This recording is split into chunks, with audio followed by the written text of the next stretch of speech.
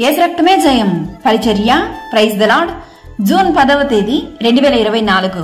ఈరోజు దేవుని వాక్యము, అందుకు నా కృప నీకు చాలును, బలహీనత యందు నా శక్తి పరిపూర్ణమగుచున్నదని ఆయన నాతో చెప్పెను. కొరింథీయులకు రాసిన 2వ పత్రిక 12వ అధ్యాయం 9వ వాక్యము.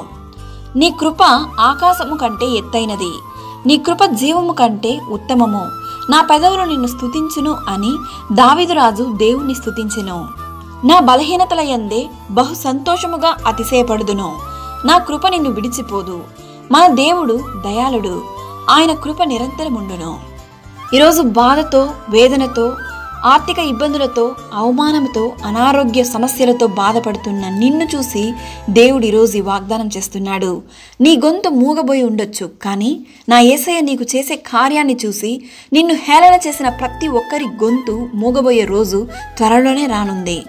విశ్వాసంతో ప్రార్థించి దేవుని సన్నిధిలో వేచి ఉండండి.